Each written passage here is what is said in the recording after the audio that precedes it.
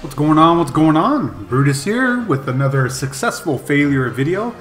The purpose of it may sound like we're throwing shots at people in the video series, but really it's about looking at attacks that failed, talking about why they did, not like a cleanup and see it cleaned up right afterwards, but more so focused on why it failed as a theme. And I know that 10v11 game is still difficult for a few. I always seem that people that are really great at 10v10, probably out of practice, don't spend a lot of time 10v11, and that's why. So it's not a knock on them. It's just it truly is a completely different game, and things that you look for are just different. The rule number one about Town Hall 11s is you must respect their point defense. You must. Absolutely must respect that point defense. If you feel that people just spam in and like do a basic funnel and oh you'll get the town hall and that's an automatic double, it is not like that. And that is if you do it like that and you're not making it, that's probably why. Rule number one: make sure you have a clear path funnel wise for the town hall. Rule number two: count the frickin' buildings. I'll say it again. Count the frickin' buildings. You need about 45-ish. 45 is the magic number I kind of go with in order to get over the 50% mark. And we're going to come back to that on the second half of this video. Let's look at this base. This base is very deceiving. If you ascend every base, if you send your army straight this way, number one, it makes the funnel a bit difficult and tricky to do, but you more than likely will get that town hall. But if you put all your troops and investment up front, you lose out on the second star, the 50%. If you count the buildings on the right side of this line, right side of these two defenses, basically all right here, if you count all the buildings, you're nowhere near 40. Not even close to 40. And you're going to use all your troops to get down there, and there's a lot of point defense, and you just won't get there. So the idea behind this was to use a 4 golem. Before I go any further, quite commonly with a stone gobo, a lot of people will designate about 40 to 50 troop space to ensure they get over that 50% or the additional percent needed on the other half after the town hall. Sometimes when you have really good defense, air defense placement around and all equally divided all around here, these archer towers as well, you can't really bet on the fact of you're going to do a back end baby dragon Lalo. And I say that because you usually use one loon to fish out a black Sam, because they're just notorious. Wherever you think there's like easy free percentage out on the side with trash, I guarantee you there's a black Sam there. Because of the Town Hall 11 game, outside of like leagues or like no dip league or something, there's really no reason to worry about 11 on 11. The likelihood of that happening is very slim. So you protect against the two. And that way you don't have to worry about trapping your ADs, more so as you want to get rid of those baby dragons for percent. By using a so without having a back end percent for, you have to basically put all the investment into the kill squad push itself. And you want to layer it out so that you still can form a funnel while also getting percentage along the way. So one idea to do this is send one golem to the far right here, a couple of bowlers, and we're going with 4 golems on this, but the takeaway we're going to get is don't double stack your kill squad. There's no need to. So there's one of 4. And this right here on the right side with the rage dedicated, we've talked about this before, this guarantees 1/2 of the funnel. So as soon as all this stuff goes down, and look how much percent he'll get for it, he got, well, just about 10 or 11%. For 1, 2, 3, 4, 5, 6, 7 buildings or so. You got about 9%, and he's going to come down and finish the ref and get the rest. So the second golem's over here on the left, aggroing this way, or actually the archer tower, which is still fine because it got the attention of the cannon. He's going to create the second half of his funnel with this second golem and 5 bowler combination. Doing a little bit of easy, cheap bowler bounces on the outside. This is smart. But the plan that I had talked through and I suggested, because it's never an ultimatum, is we have 2 golems left.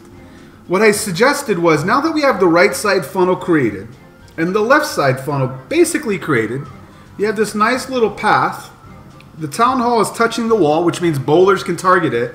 All you really need to do is put down a jump right here on this elixir storage, and you got access to the entire left side of the base. And I guarantee you'll get the town hall. If the bowlers don't get it, the queen sure as heck will. But then everybody's going to keep walking down to the left. There's all this percent down here, and that's what the fourth golem was for. If you put a golem where this bowler is that I have highlighted, where the statue is, he's going to aggro this wizard tower, because this is about to go down. And if you put bowlers behind that, you get all of this, because this, and this, they're all covering this wizard tower.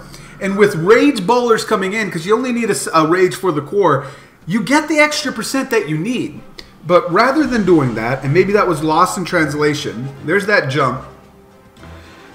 We send 2 golems. Why is 2 golems not needed for this?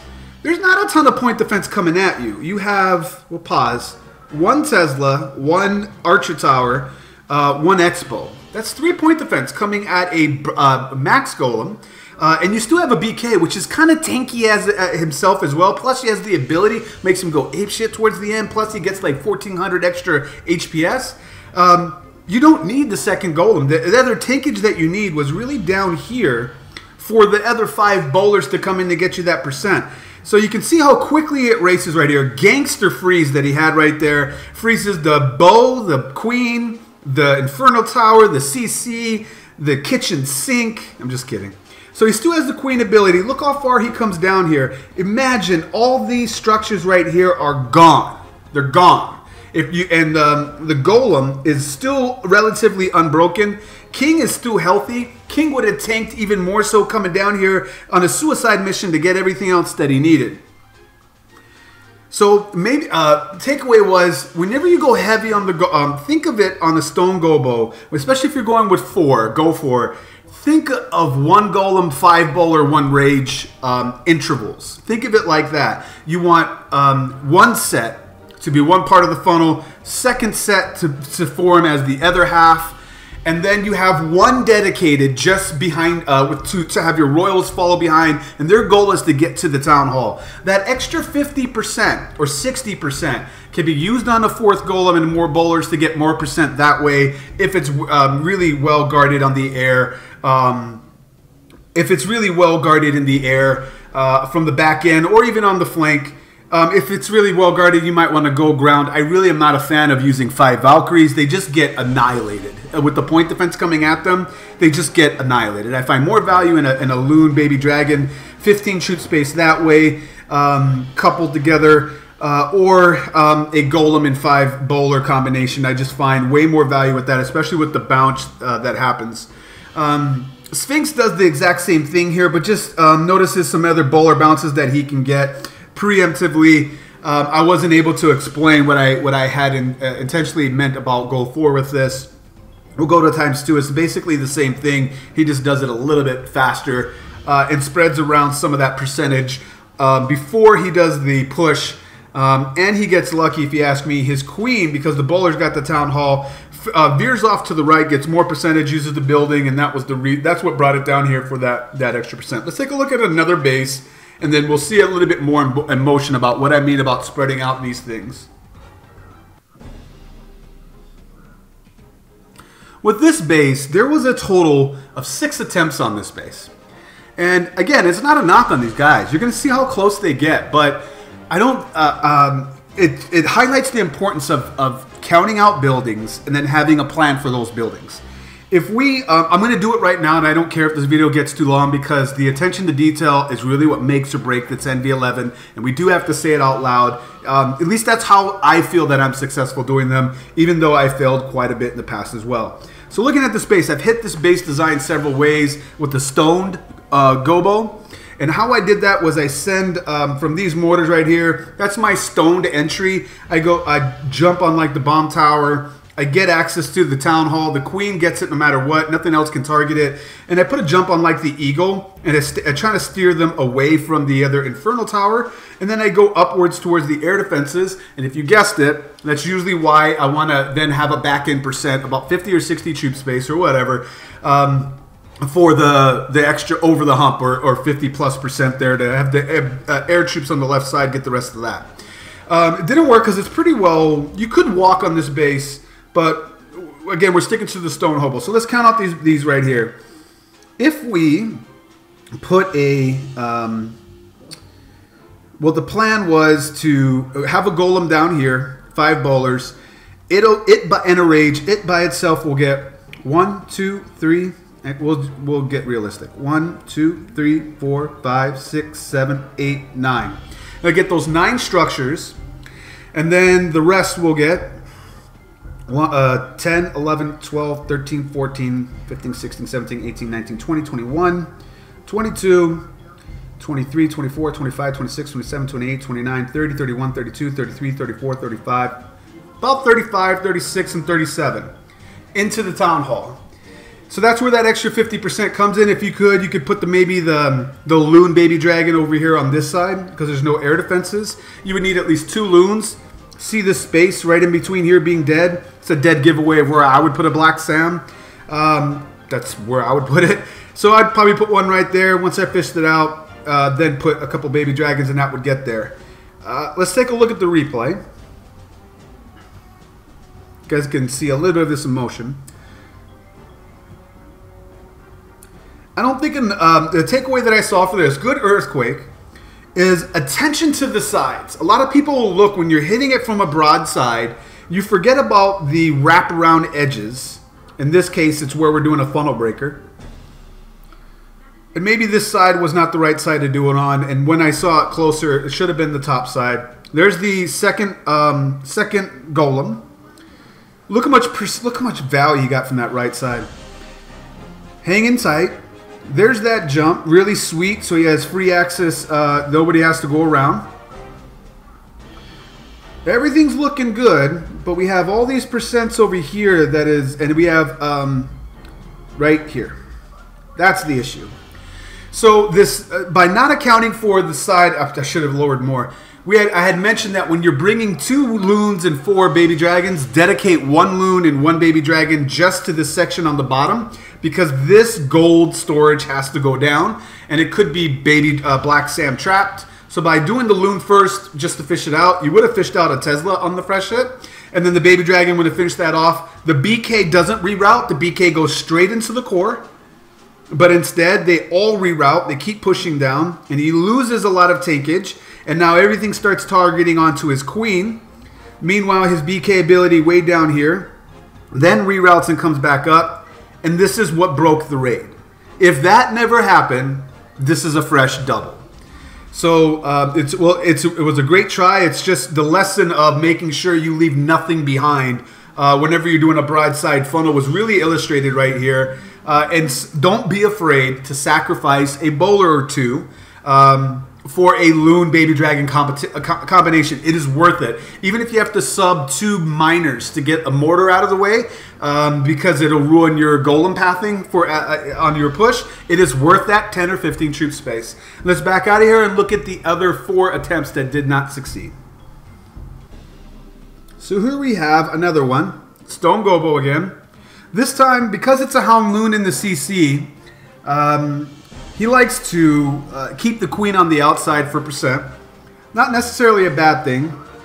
There's that queen. She'll be out of the picture of the hound. You can see how close it gets. But instead we're going on the broadside. Queen goes to the left. But it has a goal and it stays out in front. Good percent this way. This is actually something that you want on the bottom left. I'm going to keep going. We're going to go way too long on this. It's something that you want because you're getting the wraparound percent on the sides. If you're not getting it on the back end, you need to get it on the push somehow, some way, like we saw in the first base. And then on this one, we have 15 bowlers going straight in towards the town hall. It's too much. So the reason why it's too much is that you're going into a double infernal. So they're going to make quick work of it. If they go over 1 giant bomb, and this one there's a few right there, but then they kind of space out to it.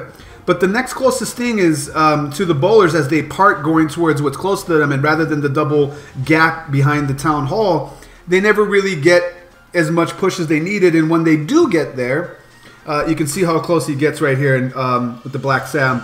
When they do get there, there's that Black Sam. You know what? Almost like exactly where I would have anticipated. Kind of what we were talking about earlier, except the black and red were switched. That's how close it got. Which is why you need to fish it out with the black, with the loon. Let's bounce out of here and look at another attempt. Forgive me, guys. I don't even know what order these are in. But if you ask me, we're hitting it from the wrong side. Although we did learn from our mistakes by getting the gold storage down first. So let's go back to one of the takeaways. What you really need when you think of a stoned gobo, think of intervals of 1 golem, 5 bowlers. Anything more than that is, 7 is a bit pushing it. But for the push, for the actual town hall dive, the main push, you really don't need much more than 10 bowlers. 5 of them, either they converge from the flanking sides, should come from your third set of your golem and bowler after you do the funnels like that, and then your CC bowlers will come right behind that with a giant in front of it. And the reason why that's important is, number one, they have higher hit point. They have a giant coming out of CC. They're going to be taking up infernal streams. Usually you want to hit it 1 inferno at a time, which is why you don't want to hit it from this angle. You're going into 2 infernals at once.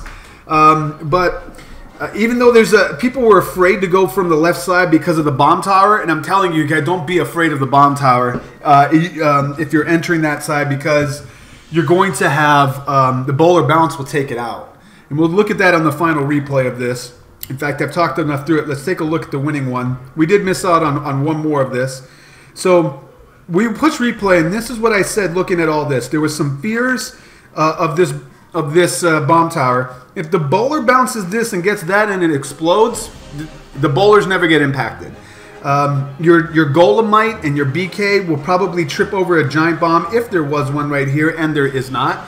But it'll trip it over before your bowlers get there. Are you going to get some splash? Possibly. But you have 10 bowlers total coming into the middle at different intervals. You're going to have just enough left to help push through and get what you need. So, but looking at this and looking at how the unique design of this base, I said, don't do any back end percent. Just don't do it. If you would do it, it would be over here to the right, but a lot of people weren't feeling comfortable on the push because it was too thin. So what I had mentioned was put 1 golem over here by the by the camp, 5 bowlers behind that, and a rage for that. It will get so much percent by itself. Set it, forget it, really great. Watch how much that gets. Meanwhile, on the bottom, send 1 more at this mortar, 5 bowlers behind that, put a rage down there. You need it for the percent. This golem is still unbroken, and it's already going to get about 10%. In fact, 12. Wow, more than that. Here's that bottom half. It gets you well over the 24 mark. We still have half our army to deploy. And then I said from here, I did expect that mortar to be up. Then send your 2 golems and jump towards the core and rage the core. Let's pay attention to this bomb tower because I know a lot of people are worried about it. There's the bomb tower. It explodes. No bowlers were near it. Everybody's under the multi-infernal stream, but eventually it goes down. There is a ton of bowlers in here that are healthy as all get out. Queen ability still in hand, and the town hall's about to go down. In fact, that right there, town hall's about to go down. So sometimes rather than saving your kills, your back end 50 troop space for 4 baby dragons and 2 loons for the sheer purpose of getting the rest over the hump, sometimes you can scrap that and bring a 4th golem, 5 more bowlers, and make sure you use 2 golems, 10 bowlers, 2 rages in this kind of an army composition that I suggested to Big, as well as I suggested to Crid, to get that percentage on the way towards the town hall on bases that are like this. So hopefully those talking points were helpful for you on a successful failure video. Once again, it's Brutus reminding you, you got to be better than the double, and I will check you next time.